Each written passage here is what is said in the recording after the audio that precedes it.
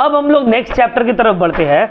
जो next chapter है हम लोग का वो है चैप्टर नंबर 19 ग्लोबलाइजेशन। 5 मिनट से ज़्यादा का ये चैप्टर है नहीं, शुरू होते साथ ही ये हो जाएगा ख़त्म। ठीक है, तो इसमें हम लोगों को पढ़ना है मीनिंग, अपॉर्चुनिटीज़ एंड थ्रेट्स। बस मीनिंग, अपॉर्चुनिटीज़ एंड थ्रेट्स। तो ग्लोबलाइजेशन का मतलब क्या है? देखो, ग्लोबलाइजेशन का मतलब क्या है? What do you mean by globalization? बोलो।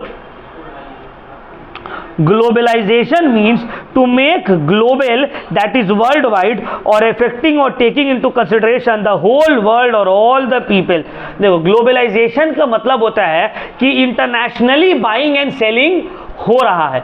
इंटरनेशनली इकोनॉमिक एक्टिविटी एक कंट्री दूसरे कंट्री के साथ परफॉर्म कर रहा है। Exchange of goods and services, exchange of ideas, exchange of technology, ये फ्री फ्लोइंग हो रहा है। इसी को हम लोग बोलते हैं ग्लोबलाइजेशन। ठीक है, किसी को कोई डाउट? जैसे कि देखो, इंडिया क्या है अभी? एक ग्लोबलाइज्ड कंट्री है ना, पूरे वर्ल्ड के साथ हम लोग का ट्रेडिंग होता है, बाइंग एंड सेलिंग होता है, तो इसी को बोला जाता है ग्लोबलाइजेशन। तो समझ में आ गया what do you mean by globalization? कोई डाउट? लास्ट पैराग्राफ देखो ना। Globalization is the process through which an increasingly free flow of ideas, people, goods, services and capital leads to integration of economies and societies. अगर रट्टा मार के लिखना है तो ये लिखो, और अपने वर्ड में लिखना है तो हम एक्सप्लेन किए उसको अपने वर्ड में भी लिख देना है। अब opportunities and threats of globalization. देखो, ग्लोबलाइजेशन से जब हम लोग बाइंग एंड सेलिंग करेंगे वर्ल्ड वाइड, तो इससे कुछ अपॉर्चुनिटीज भी आएगा और कुछ थ्रेट्स भी आएगा। तो पहले हम लोग, क्योंकि हम लोग पॉजिटिव इंसान है, तो हम लोग पहले अपॉर्चुनिटीज की तरफ ध्यान देंगे। तो अपॉर्चुनिटी क्या है? पहला है globalization exposes firms to international competition. In order to survive in global market, firm have to improve efficiency of operation, reduce cost and improve quality। देखो, ग्लोबलाइजेशन की वजह से फर्म्स जो है इंटरनेशनली एक दूसरे के साथ compete करता है। अब इंटरनेशनली compete करने के लिए तुमको क्वालिटी अच्छा रखना पड़ेगा। समझ में आ रहा है बात? साथ ही साथ तुमको और क्या, कॉस्ट कम रखना पड़ेगा। कस्टमर के तरफ जो है तुमको बहुत ज़्यादा ध्यान देना पड़ेगा, कस्टमर सेटिस्फैक्शन की तरफ ध्यान देना पड़ेगा। ये सब पॉजिटिविटी है ना। दूसरा, globalization helps the developing country to improve allocation of efficiency of resources. मतलब ग्लोबलाइजेशन जो है हेल्प करता है डेवलपिंग कंट्री को एफिशिएंसी इंक्रीज करने में अपना। दूसरा,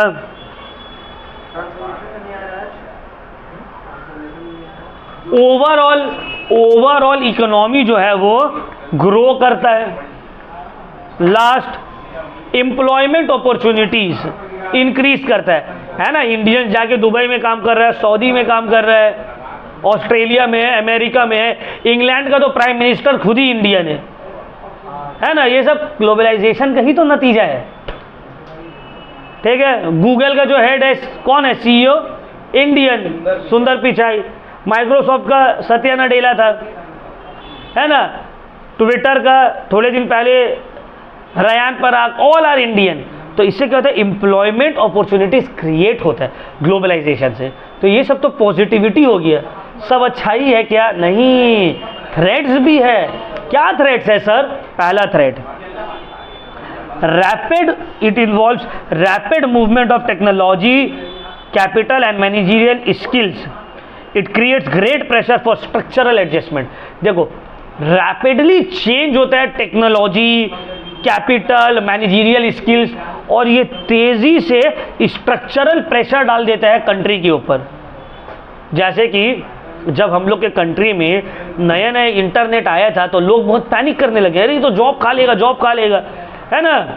बट धीरे धीरे एडजस्ट किया गया उसको। तो थ्रेड भी है।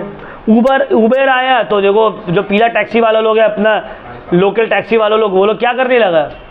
प्रोटेस्ट करने लगा कि हम लोग का तो अपॉर्चुनिटी खत्म हो जाएगा।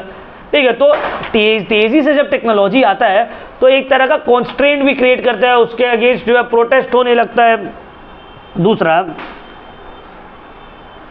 Globalisation leads to redistribution of economic and political power. देखो, मेन जो गवर्नमेंट चलता है वो वोट हम लोग से लेगा, पॉलिसी बनाएगा बिजनेसमैन के हिसाब से, क्योंकि नोट उसको वहाँ से मिल रहे हैं। समझ में आ रहा बात? तो वोट गरीब से लेना है, नोट अमीर से लेना है, और जिसके पास नोट रहेगा उसी का बात चलेगा। तो ग्लोबलाइजेशन की वजह से मान लो कोई बाहर का कोई बहुत पैसा वाला कंपनी आया, बाहर का कोई बहुत पैसा वाला कंपनी आया, और वो आकर तो पॉलिटिकल और इकोनॉमिक पावर में कंट्री का कब्जा कर सकता है ना। समझ में आया? तो ये एक थ्रेट है। बाहर आना जाना दोनों यस,